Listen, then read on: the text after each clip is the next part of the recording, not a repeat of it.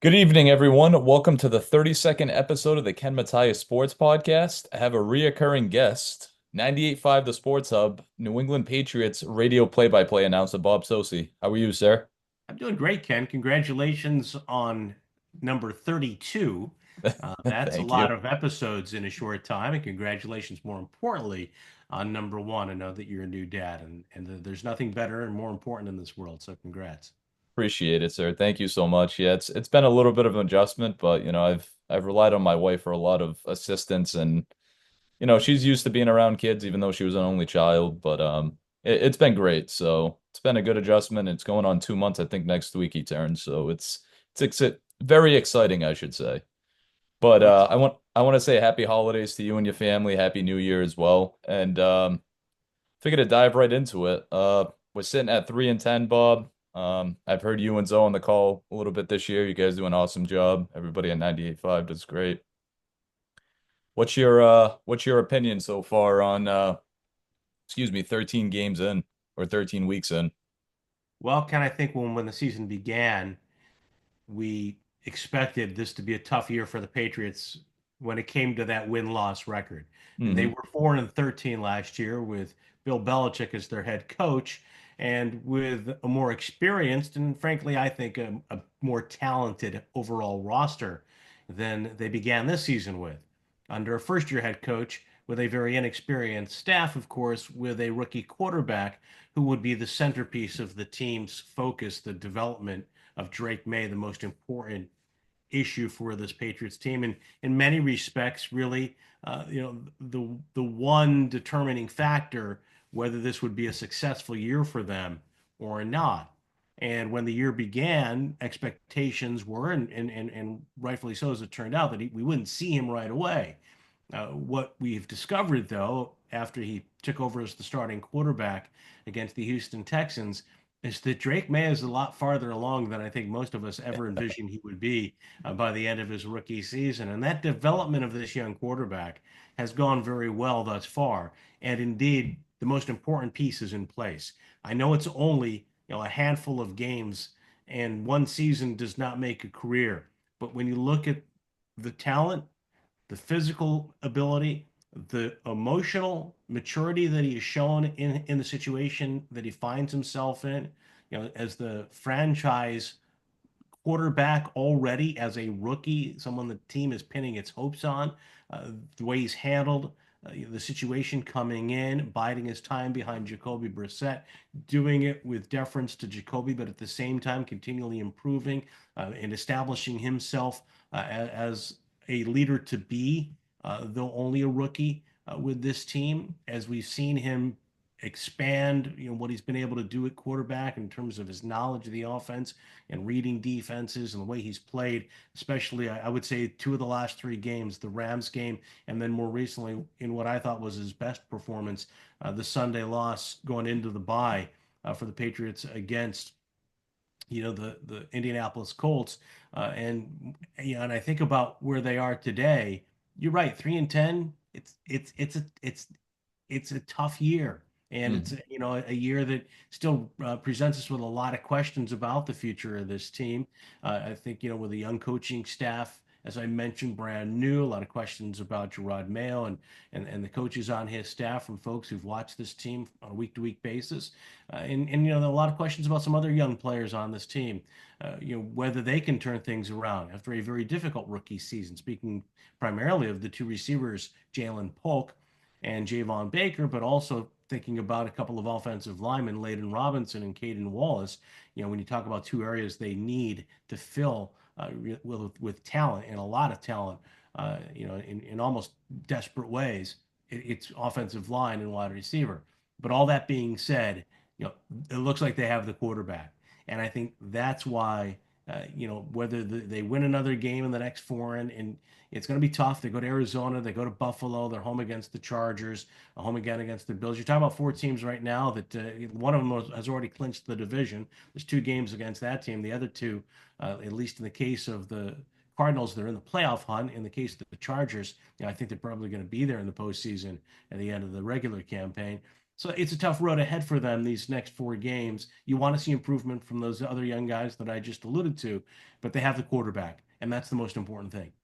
No, obviously everybody says quarterback's the most important position of all sports. I'm starting to agree with that. I mean, there's a lot of positions in different sports. I mean, center in basketball, point guard, starting pitcher in baseball because I'm a big baseball guy, but I do believe that quarterback is very important because without a quarterback, I mean, what is your team really? I mean, I'm not going to say it's the whole franchise or the whole team, but we were just so spoiled with Tom Brady for like 20, what do we have him for 20 seasons? And we're like, wow, like this is a key factor. So I There's no love the doubt way, about it in my mind. I think it is the most important position in sports, far and away. yeah, I definitely agree. And I'm glad you bring up Drake Maye because I love his composure every single week. I mean, he looks wonderful every week. He looks comfortable in the pocket. He scrambles for yards. I mean, it's just he's just on another level, I feel like. I mean, could he be in the rookie of the year candidate? I mean, you got Jaden Daniels, you got a lot of people, but I mean, he shows like he really cares. Apparently, you see this probably firsthand that more than I do, obviously being around the team, but how is he like basically like towards the media? It seems like he really cares and basically he takes losses pretty hard. I mean, it sucks to be 3-10. I mean, he came from a UNC program that I forget what their record was last year. I don't know off the top of my head, but They struggled his they second season struggle. as quarterback, but not to this extent. And I think he has handled things very well. And Ken, when you listen to the veterans talk about him, people like Hunter Henry, Hmm. some of the other players who've been around other young quarterbacks like Justin Herbert in the case of Henry, or veteran quarterbacks like Philip Rivers in the case of Henry, who've had a good career, if not a great career in the case of Rivers. Hmm. And you hear them talk about Drake May. I think everything is pointing in the right direction, but we see it for ourselves. I think the way he's handled things, and I alluded to this a little earlier, I think his maturity for a 22-year-old who's barely 22, Yeah. he just turned 22 back in the late summer during training camp. And I think when you think about, what's being placed on this kid's shoulders, there is very little talent around him.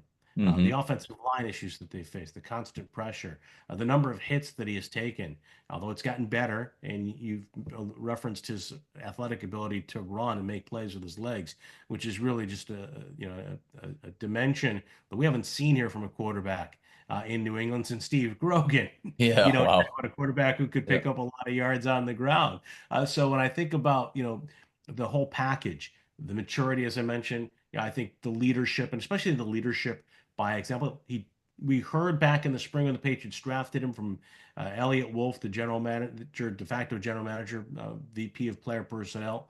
One of the things that impressed them most is that while he was at North Carolina and his Tar Heel teammates were struggling last year, Drake Maye never tossed any of them under the bus. And he always took it on himself and put himself first in his post-game comments.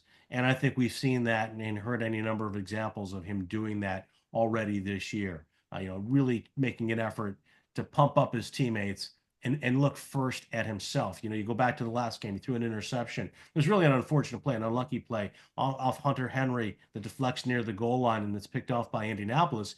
And it's a good throw in traffic right where it needed to be. But what does Drake Maye say afterwards? Well, I could have put that ball in a better place for Hunter. And I'm not even pointing the finger at Hunter. I think it's just an unlucky situation for the Hmm. Patriots as the ball that bounces off a very, very reliable player for them and is picked off with that kind of a carom down by the goal line. But there's an example. I mean, there's Drake Maye, who had his best performance of the day, saying, that's on me as much as anybody. And I think we've seen that and heard that over and over again.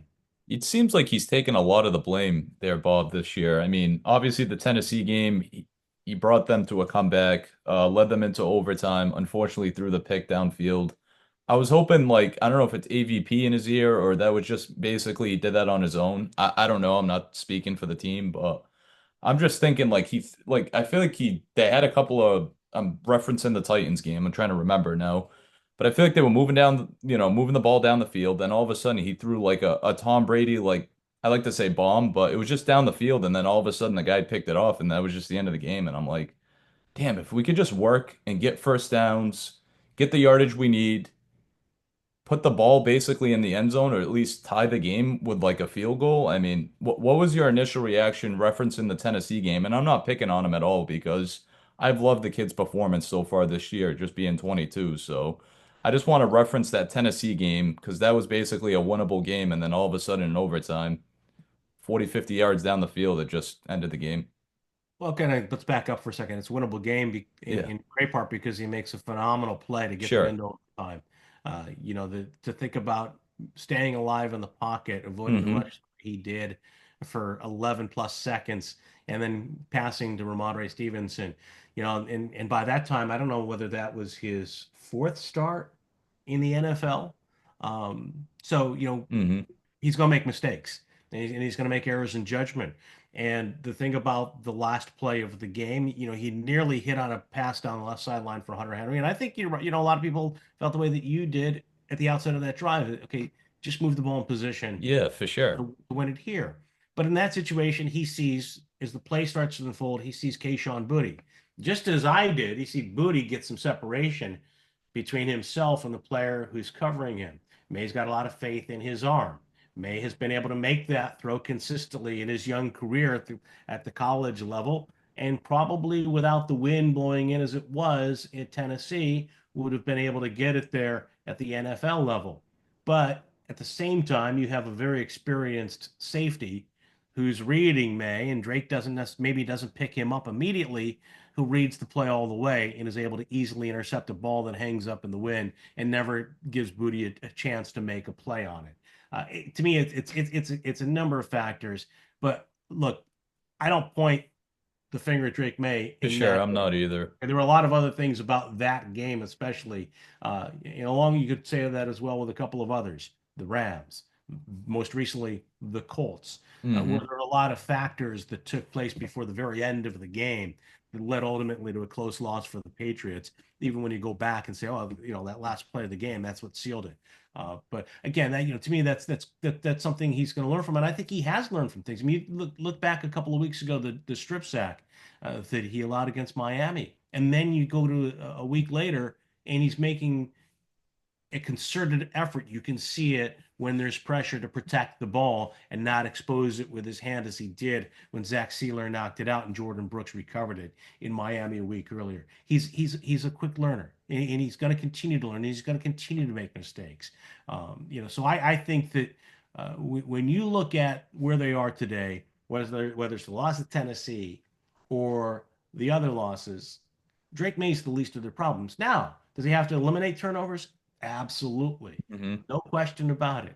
But it's part of the process that he's going through right now as a very, very young and very, very inexperienced quarterback with very, very little talent around him comparatively. Uh, I think we just have to be patient with his play. And at least what we have seen thus far, I think is all evidence that he's going to continue to get better and he's going to learn from those mistakes and he won't repeat those mistakes. I think the future's bright, Bob. Obviously, you see this team firsthand, day in, day out, each week, calling the games, doing a fantastic job. And I love seeing the way Drake plays. I mean, the way he approaches it, going into it, I didn't know a lot about him when we drafted him, especially a buddy of mine's like, this kid's gonna be good. And I'm like, all right, I'll take your word for it, but I want to see it, obviously, as a 22-year-old, 21-year-old kid. I mean, that's tough to just throw a franchise on your shoulders. But I mean, how has like Jacoby basically take like the back seat or the mentor role, from being obviously the quarterback switch when they went to, was it week 5 in Houston, against Houston at home when he made his debut? Like, how's he been basically in the locker room towards either you guys or him? Oh, Jacoby's fantastic, and that's He really the seems reason like a why nice Jacoby, guy. yeah, that's why Jacoby was here, Ken. It's something he's done before. He was someone that they brought in specifically for the purpose of being a placeholder, being a mentor for the quarterback. I mean, the Patriots knew they were going to take a quarterback at number 3. If it wasn't going to be Caleb Williams or Yeah, Jake Daniels, it Jimmy. was going to be Drake Maye, and it might have been Drake Maye if they picked number 2 overall as well. We don't know the answer to that. But at number 3, they were going to take a quarterback. It was going to be one of those 3 QBs. And so they signed Jacoby Brissett with the intention that he would be the mentor, he would be the placeholder for a young quarterback, knowing the kind of person, the kind of player he has been in similar roles in the past. So I don't think that's any surprise. And Jacoby Brissett is a pro's pro. He wasn't happy, I don't think, about being displaced as the starter when it happened, but he which is showed, understandable. absolutely, absolutely. You Hmm. want that. You want that. Yeah. He showed what he's about 2 weeks later when he came in off the bench against the Jets and led the Patriots to that win over New York. Yeah, that's true. That is true because I know Drake got a concussion early and was out the rest of the game. But shifting gears here, I know the offense is a work in progress. At least we got the centerpiece under center, hopefully, and then hopefully we'll get some weapons for him.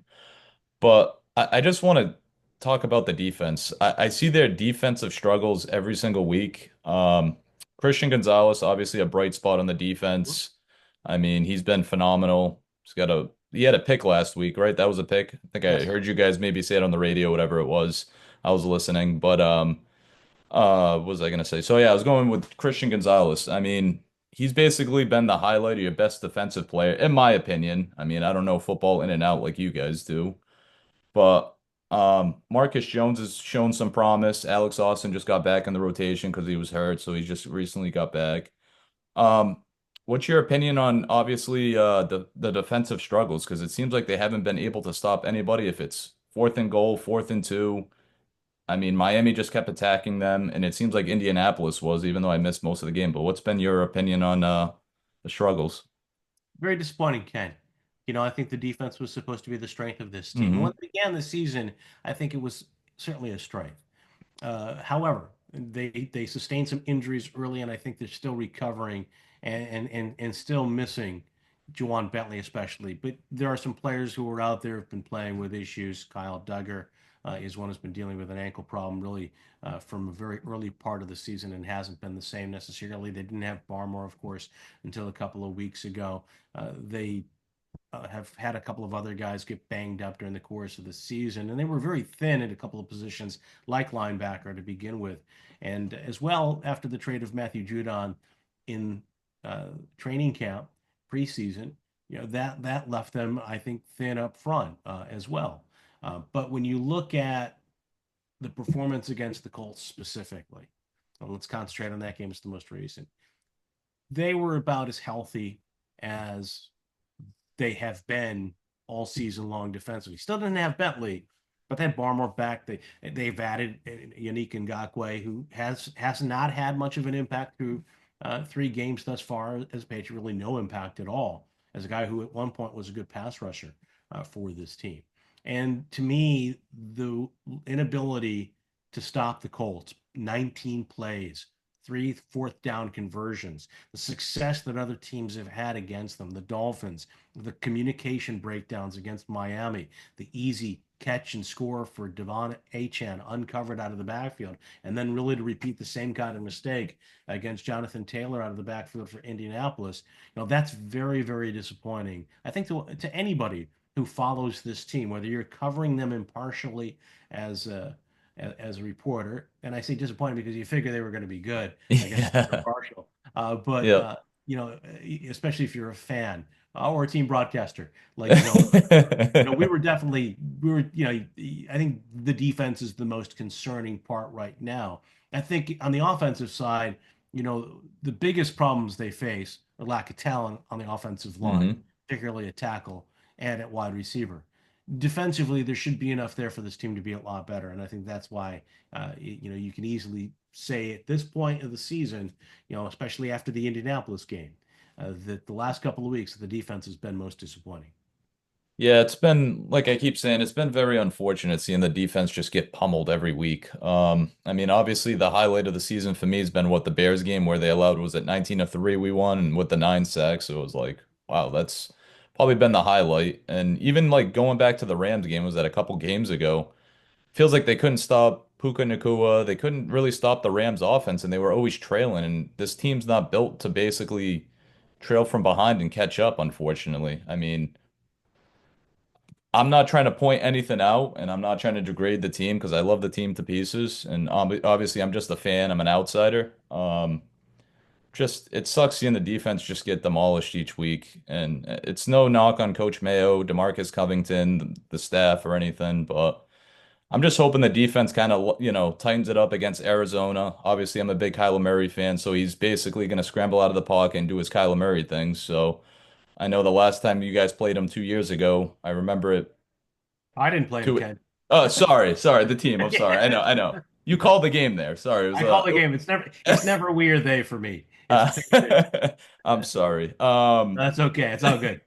I always say that because I talk about like, hey, that's my team, this and that, whatever.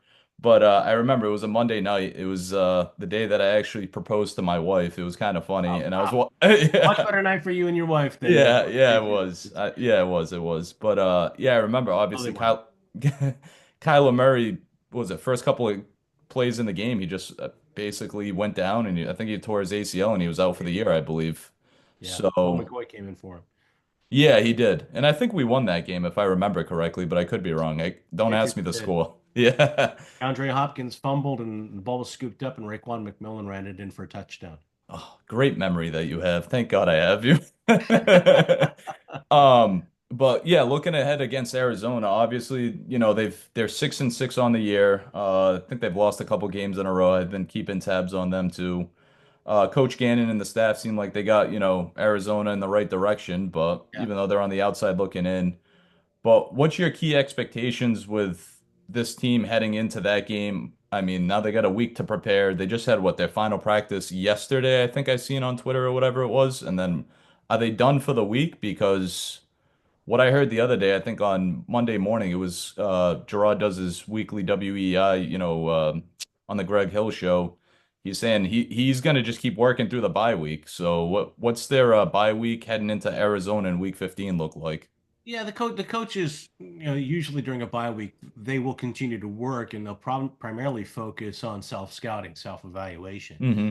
Fortunately for the Patriots, this bye comes so late in the season, there isn't a lot of time after that self-scouting work for them to improve for this season and kind of turn things around overall in 2024. I think a lot of the South scouting that they're going to do as a staff and as an organization in the next few days while the players are gone. The players are out. Tuesday was their last practice. That's customary during an NFL bye week. For one thing, you have the Players Association collective bargaining rules that govern uh, uh, time off for players, and these guys are professionals practicing. If people wanted them to keep them there anyway and make them practice Thursday or Friday, there's a value to getting away from the game, Hmm. even if you were able to do that. And I think for the players right now, hopefully they are able to get away. I know Hunter Henry, for example, the tight end, was banged up. He took some knocks in that game on Sunday, and he didn't. On Tuesday seemed to be a little bit limited in practice. A guy like that, he needs these few extra days off so that he can come back and be a factor as he's been all season, but especially so against the Arizona Cardinals in 2 weeks. But from the coaching staff standpoint, I think a lot of what they're going to do now in self-evaluation, self-scouting is look at how they've handled things as a staff, but also look at the players. Who do they want to play these next 4 weeks? What do they have to find out? Who do they want to learn more about as players these next 4 weeks? Because really, what they're all about is the start of next season, the start of training camp, the offseason program for this team. They have to have an idea of what players going into the spring they're going to look to replace as priorities, what players they want to continue to try to develop, what players they really need to jumpstart, maybe to help with their development going into the offseason. And again, I go back to those rookies, particularly the receivers, Polk and Baker. The end of a season can be really important for players in terms of building confidence and kind of changing the tone going into the offseason. You'd like to see Jalen Polk, for example, have some success before the end of the season without going into the offseason, dwelling on what has been a very, very difficult year for him, and coming back in the spring to face questions about whether he's a bust or not. Which a lot of people have already leaped to the conclusion here in New England, the expectations being what they are with this franchise and in this marketplace. So again, I think for the coaches, there is this period of self scouting, but it's really about 2025 more so than I think the next 4 games in 2024. And what they have to do is decide who's going to play in those next 4 games in 2024 with their eyes ultimately on 25, if that makes sense. No, absolutely. Good points. And I like that you keep bringing up, Jalen Polk and Javon Baker because unfortunately, I wish they're going to be more of a factor heading into the 2024 season.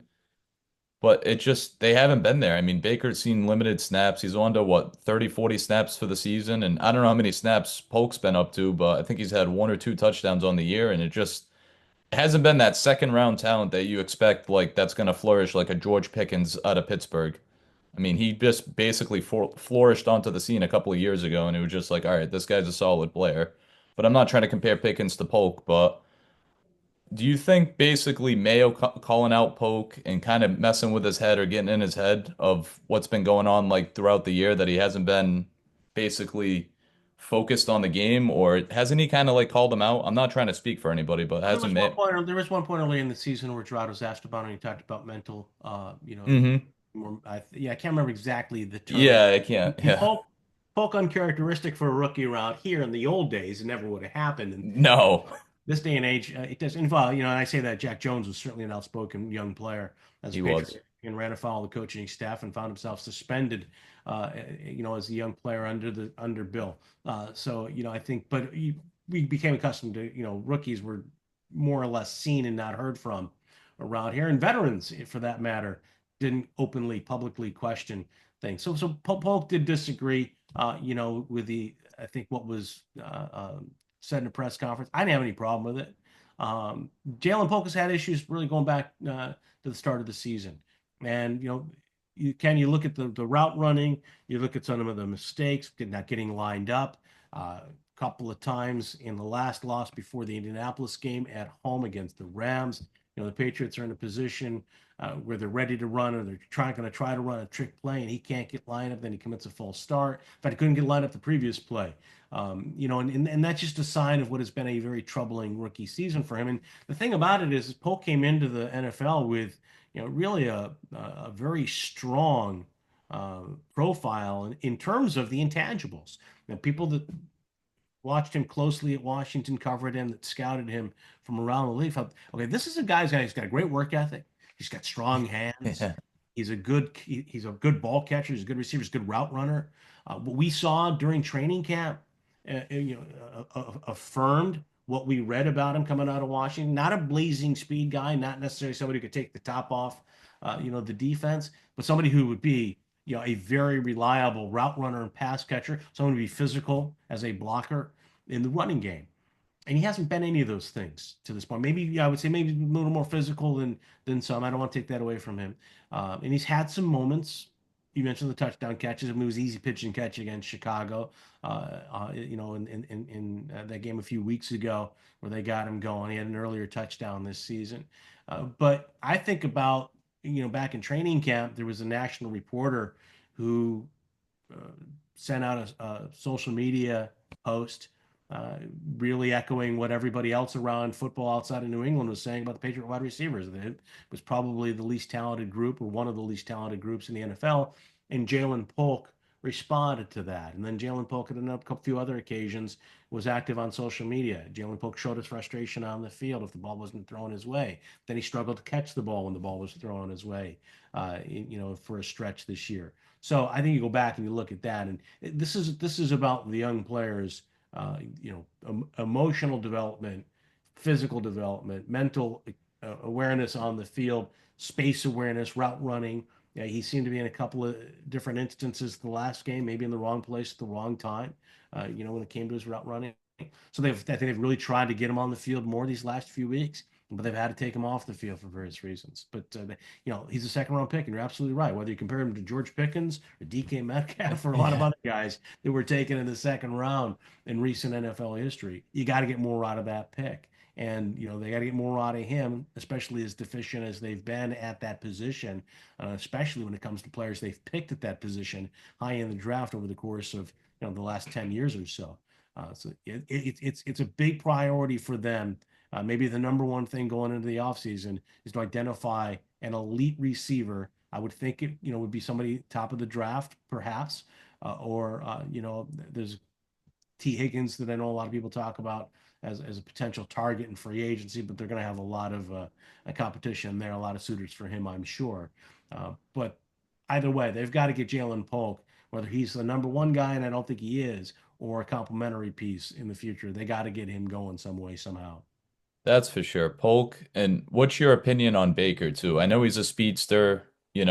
he just got to separate from Yeah, I defender don't know if he's really a speedster, Ken, when you talk speedster. about NFL speedsters. I mean, I think he's a guy that made some big plays in college. Hmm.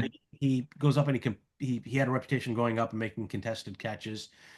He certainly has more speed than Polk. But I think when you're talking about like a real elite speed guy in the NFL, I don't know that he's that. But he hasn't earned the right to be on the field, and that's why he hasn't been out there. They put him out there for kickoffs to return a couple of weeks ago, try to get him going that way. The old formula here for years has been okay, you play well on fourth downs on the kicking game, you're going to earn your opportunities on offense or defense. And they had to take him out of that role as a kick returner a couple of weeks. So he hasn't played many snaps, hasn't had a catch yet. He's a guy that we haven't seen enough of from training camp through the season. And there were moments in training camp, but certainly no consistency. And it's a huge jump. It's a huge jump in I don't Oh, from think college to the anybody. Yeah, NFL, that's for and I sure. think it goes, and it's the physical challenge, but really as much as anything, if not more so, it's the mental challenge, and how sharp you have to be on your details. And I don't know that either one yet has proven that he can be that guy who will be truly and totally reliable, going in the future as a piece. Whereas Kayshon Boutte He's last year really come he up. wound up on yeah last year he wound up on the bench, and he wasn't a guy that was a focal point in training camp. I think a lot of people were looking at him if he made the roster as deeper down that list of wide receivers, and he's been one of their most reliable players. So it can be done. You can turn things around. But I would say if I'm Javon Baker or Jalen Polk, Kayshon Boutte is the guy I'm going to look at as an example for that. It's good you bring up Booty, but one last thing on Baker. In his terms, I make people in wheelchairs stand up. I want to see that someday. And I hope I never hear that again. Oh, jeez. Okay. Anyways, moving on. It's not nothing, nothing against you. I mean, and I think You again, probably that's heard that too many times.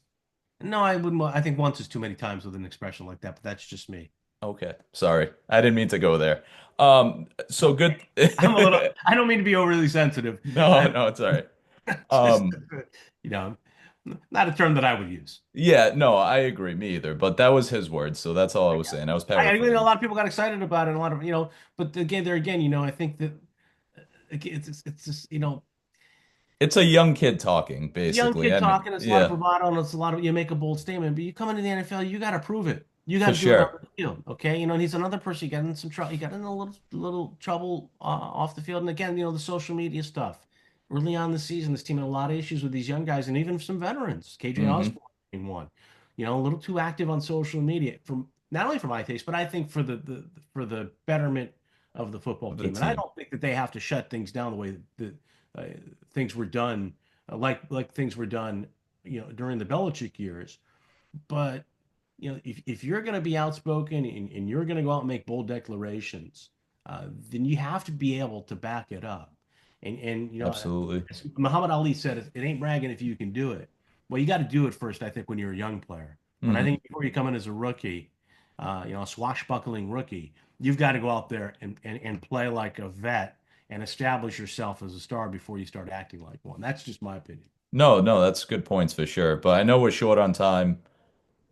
Looking at the next four games, coaching staff, real quick, how do you see this team ending up? Could they be another 4-13 team? Is there going to be a lot of coaching changes heading into 2025? What's your personal opinion and your professional opinion on this team with 4 weeks left? Well, again, I think the record is immaterial at this point. They want to see. We'd like to have seen them win more games, but Hmm. I think the season was all about Drake Maye and also just progress, getting the foundation laid for the future. But I think there have been some inconsistencies, like we've talked about with the defense and some of these other young players. So what I want to see these next 4 weeks from them is just to have some other young players emerge. I thought Layden Robinson did a nice job returning to the starting lineup overall, particularly as a run blocker. There's some things to like about him, his mindset, his physicality. He certainly needs to improve, and you trust that he will with that attitude and his work ethic, from what we understand.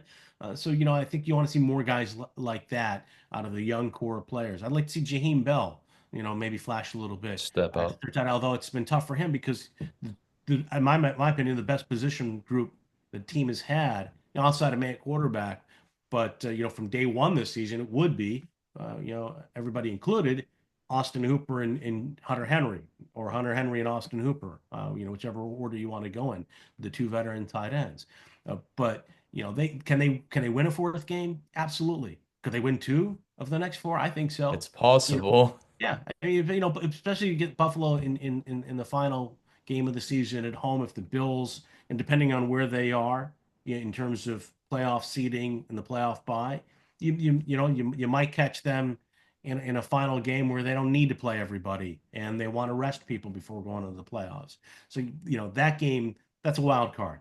But can they go to Arizona and beat Arizona a couple weeks? It'd be difficult, be extremely difficult. They've been competitive in games. They're playing hard. And I think that's the testament right now for Gerard Mayo and his staff. I mean, the players still speak. They believe in him, and I think they do it through their actions too on the field in terms of the effort they're giving. Will there be coaching changes? I think there's a good possibility that there will be coaching changes. I don't know how many or how significant the turnover will be. I don't think they're going to include the head coach, nor should they. I don't think they should include in my opinion, I don't think Alex Van Pelt should be relieved of his duties. I think overall he's done what you've asked him to do more than anything. The most important thing he's had to do is develop Drake Maye, and he's taken him from a quarterback that most people who evaluated him, if not all, of the reputable draft analysts believed was a long way from being NFL ready in comparison to the other rookies. And he's had really, I think, since he became the starter for this team, as good a rookie season as any of those other quarterbacks, Daniels included. When you look at how Daniels has tailed off a bit as the season has gone along. So to me, Alex Van Pelt, you want to have continuity there. You don't want to Hmm. have new offensive coordinators coming in. You got to give them an opportunity to coach the offense with better players in the offensive line and better options at receiver as well.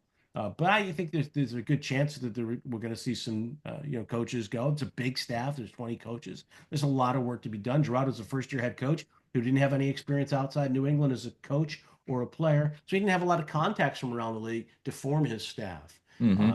And so I think what you might see this offseason is maybe some changes that really relate to, okay, now that he's had a year to work with his staff, and we've seen things on this team that need better development, players who need better development, and then you make some changes, based on that, as much as anything. Appreciate it, Bob. Thank you so much. I appreciate your expertise and your professionalism each week. Ken, I appreciate it. Thanks a lot. Take care. You too.